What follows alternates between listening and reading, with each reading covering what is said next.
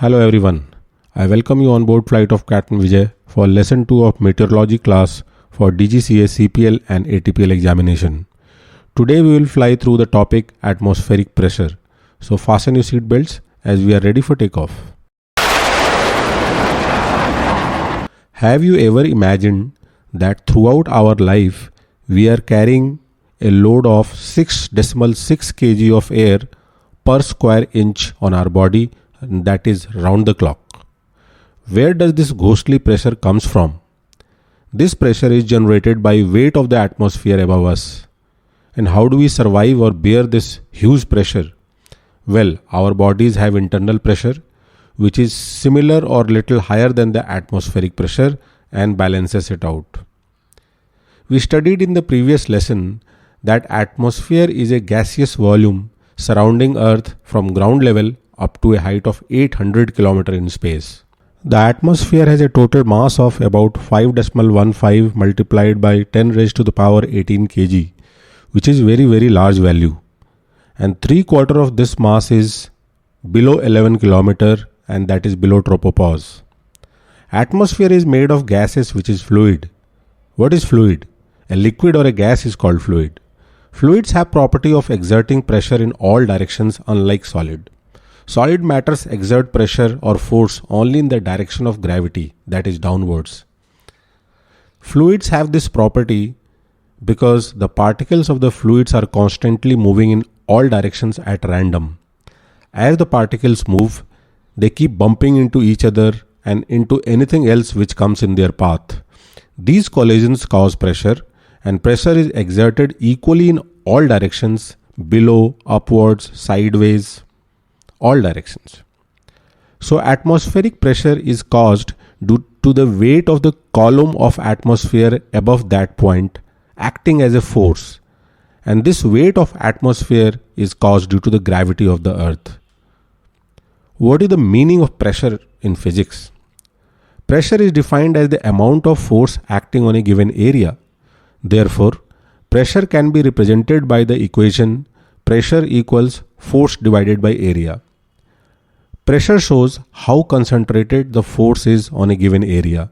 The smaller the area to which the force is applied, greater the pressure will be. SI unit for pressure. In the above equation for pressure, force is expressed in newtons and the area is expressed in square meter. Therefore, the pressure is expressed in Newton per meter square, and this is what is the SI unit for pressure. This unit is also called Pascal. It is named after the scientist Blaise Pascal, who made discoveries about pressures in fluids. And what is hectopascal? Hecto means 100. So hectopascal is 100 pascal of pressure or 100 Newton per meter square of pressure. And remember, hectopascal is also equal to millibar. So 1 hectopascal is 1 millibar. Atmospheric pressure. When we talk about pressure in meteorology, mainly we are talking about atmospheric pressure. The study of atmospheric pressure is the foundation of science of meteorology. Variation in atmospheric pressure over a geographical area is associated with change in weather. Atmospheric pressure is the force per unit area exerted by the atmosphere on any surface in contact with it. Since pressure at a given height will be determined by the weight of the atmosphere above that height, hence atmospheric pressure reduces with increase in height, as we will disregard the mass of air below that height. Average atmospheric pressure at sea level is 1013.25 hectopascal or millibar, and this pressure makes the mercury column in a vacuum tube rise to a height of 29.92 inches or 760 millimeters. So 1013.25 hectopascal, millibar, 29.92 inches of mercury or 760 mm of mercury are all the same pressure readings. Mercury barometer. Atmospheric pressure is measured by an instrument called mercury barometer. This pressure is measured by the height of the column of mercury column with vacuum on top kept in a bowl filled with mercury fluid. The height can be read in terms of centimeter, inches or millimeter as you wish to choose the scale. You can see in this diagram that inside the capillary tube there is a vacuum on top, so air pressure is not acting, whereas in the bowl of mercury, atmospheric pressure is exerting a downward force onto the fluid, which makes the mercury rise inside this column. Higher the height of column above the base level, higher will be the atmospheric pressure. Aneroid barometer. Aneroid barometer is nothing but a device which measures the atmospheric pressure not in terms of pressure or height of mercury, but directly in terms of altitude. You can also say that aneroid barometer is an altimeter. Barograph. Barograph is an instrument used by meteorologists to measure what is known as pressure tendency. It measures and records daily or weekly changes in atmospheric pressure with time over a graph. The rise and fall of a pressure at a given place is an important forecasting tool for meteorologists to predict weather changes. Change of pressure with altitude. As you go upwards, the weight of the air mass over you will reduce and therefore the atmospheric pressure will reduce. But the rate of reduction of pressure with altitude is not constant, or you can say it is not linear. Height changes required to experience 1 hectopascal of pressure change increases with altitude. It can also be calculated from the formula which you can see on the screen.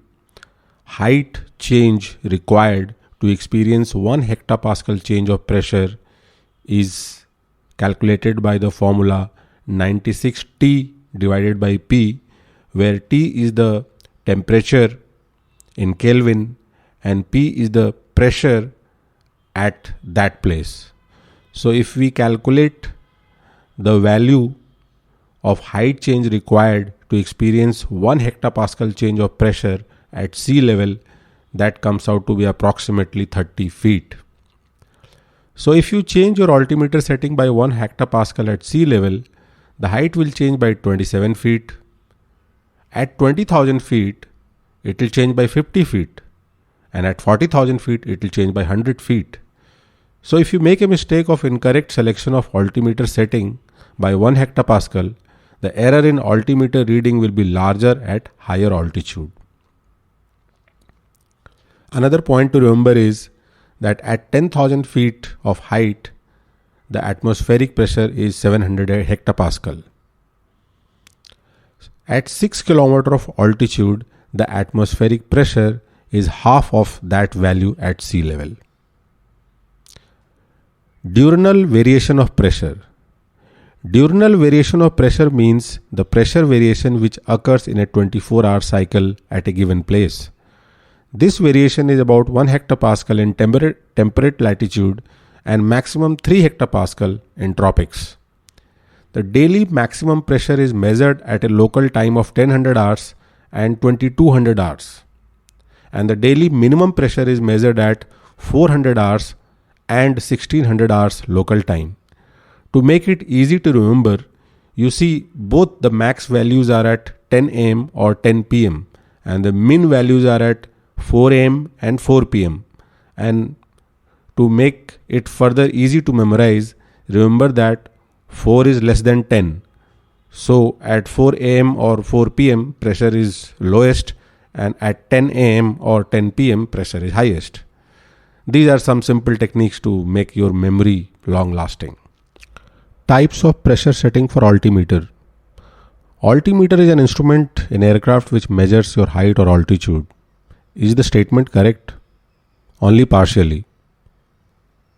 All the numerical questions based on altimeter setting, you will be able to solve them very confidently if you understand that altimeter measures the atmospheric pressure at that altitude and not the altitude itself. It displays an altitude corresponding to the atmospheric pressure measured according to the formula which has been fed into it as per the ISA conditions. That is why we say that altimeter overreads or underreads. Altimeter will always measure accurate pressure, but ISA predicted pressure may not prevail at that altitude. Another aspect is that you need to tell the instrument that you want to measure the height of aeroplane with respect to what? Airfield, mean sea level, or something else. Whatever datum you feed, altimeter will show you the height above that datum. This information is fed to the altimeter through setting a datum on altimeter, and that is what is called Q codes for altimeter setting. These Q codes are QFE, QNH, QFF, QNE, and the standard pressure setting of 1013.25. Now let us understand one by one that what these Q codes are. Q codes were designed when aircraft used to communicate with the ground station with the help of 3-letter Morse code. First is QFE. The QFE stands for Question Field Elevation. That means the aircraft is asking a question to the ground station that what is the field elevation. So QFE is atmospheric pressure measured at the aerodrome reference point, and so when you set QFE on the altimeter, the datum is airfield itself, and the altimeter will read 0 feet when the aircraft is on ground. When you fly with QFE set on altimeter, it will display your height with respect to the aerodrome. This setting is rarely used for normal flying since it will not provide you with information on terrain clearance if you go away from the aerodrome or there is a height change in the terrain below you. Second is QNH, and that stands for Q is for question, that pilot is questioning, and NH is for nil height. So pilot is questioning the ground station that what is the setting at nil height, and here nil height means mean sea level. QNH is barometric pressure at the airfield converted to mean sea level pressure using ISA pressure lapse rate without considering the temperature variation as compared to ISA value. For example, if you measure atmospheric pressure at an aerodrome, and that's what is QFE is to be 990 hectopascal. Elevation of aerodrome above mean sea level is 600 feet. So using the ISA lapse rate, MSL pressure would be 600 divided by 30, that is 20 hectopascal more. So the QNH will be 990 plus 20, that makes it to 1010 hectopascal. That is how you calculate QNH if QFE is given and the airfield elevation over mean sea level is known. When you set QNH on your altimeter on ground, the altimeter will indicate the height of the aerodrome above mean sea level, and during flying the altimeter will show you height above mean sea level and not above ground level. Since all the obstructions are marked on the map above mean sea level, it is the safest and most widely used pressure setting for safe flying and obstruction clearance. QFF. QFF is somewhat similar to QNH but not the same. This setting is not used by pilots but used by meteorologists for forecasting purpose. QFF is barometric pressure at airfield level converted to mean sea level pressure using the actual conditions and not the ISA condition. Conversion of QFE, QNH, QNE, QFF, etc. all this will be covered as a separate topic in the next video. Next is QNE. QNE pressure setting is setting of 1013.25 millibar as datum on your altimeter. When you set QNE as datum, the altimeter will show you height from the datum of 1013.25, which is the ideal mean sea level pressure and always may not be the actual. The last is standard pressure setting. When the setting of 1013.25 millibar is set above transition altitude, then this is called standard pressure setting. All aircraft when climbing above transition altitude, the pilots change the altimeter datum to standard pressure setting of 1013.25 millibar. This is done to ensure that all aeroplanes cruising at their flight levels are with the same datum on altimeter, hence the vertical separation will always be ensured. Transition altitude. The altitude at or below which the vertical position of an aircraft is controlled by reference to altitude is called transition altitude. Transition layer. The airspace between transition altitude and the transition level is called transition layer. What is transition level? The lowest flight level available for use above transition altitude is called transition level. Above transition level altitude is always reported in terms of flight levels. And below transition altitude, it will always be reported in terms of altitude. Remember, 10,000 feet of altitude and flight level 100 are not the same, because when you are calling out altitude, you have set QNH on your altimeter, and when you are calling out flight level 100, you have set 1013.25 millibar on your altimeter. While passing through the transition layer, when climbing, vertical position shall be expressed in terms of flight level and in terms of altitude when descending. You are flying on QNH when you say altitude and flying on standard pressure setting when you say flight level. Effect of temperature on atmospheric pressure. If you have studied gas laws in class 12 physics, Gay-Lussac law gives the relationship between temperature and pressure at constant volume. The law states that at constant volume, the pressure of the gas is directly proportional to the temperature for the given gas, where P is the pressure of the gas and T is the temperature of the gas in Kelvin. So according to the gas law, the cold air will exert lesser pressure as compared to warmer air. So if at a fixed height, aeroplane is moving from warmer air to colder air, let's assume that the pilot is making use of radio altimeter to keep a fixed height above ground. The atmospheric pressure will drop, and the pressure drop sensed by your altimeter will make it display higher height at the same actual altitude. So the altimeter will overread. Your actual height will be lesser than the altitude shown by the altimeter. These type of questions are very common for CPL or ATPL examinations. The concept of why altimeter reading changed due to temperature or pressure variation you have already understood. But for the purpose of solving questions in examination, remember two basic formulas, and that is high low high, and the second is low high low. This applies both for temperature as well as pressure variations while flying.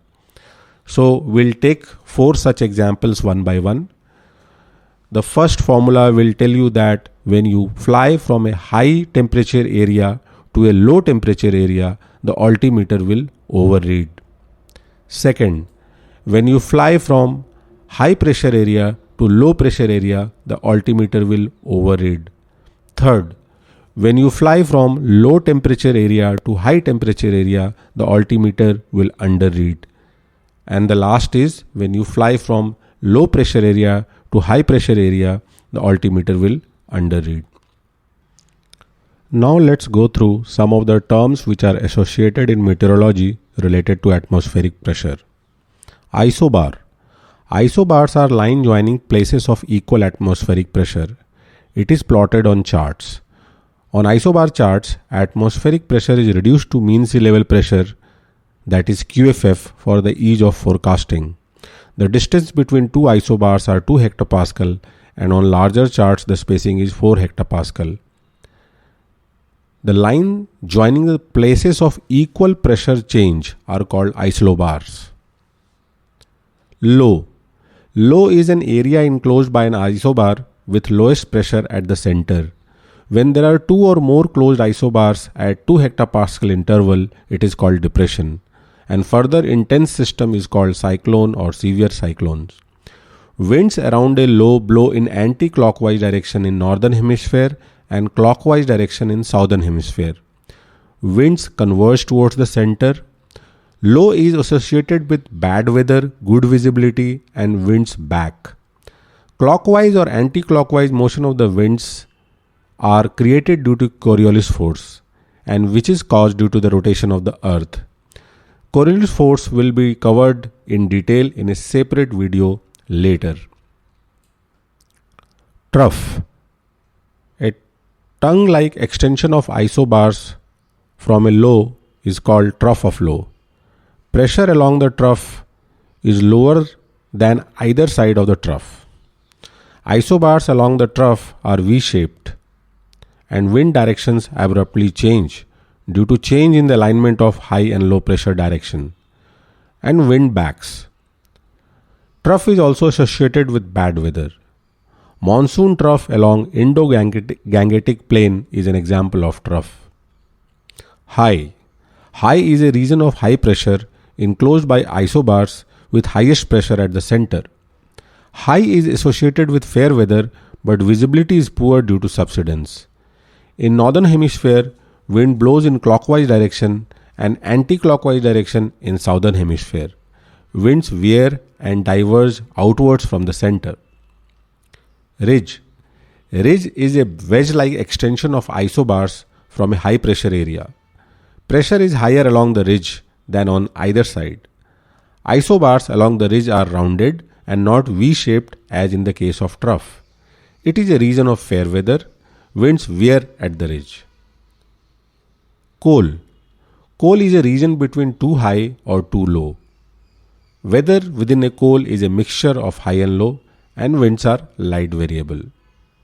Hope this video has helped you in understanding atmospheric pressure, which is the root cause of weather change as well as the most important tool for met forecasting. With this, we have arrived at our destination. Hope to see you on board again for the next flight. Like, share, subscribe and comment if you wish. Happy landings.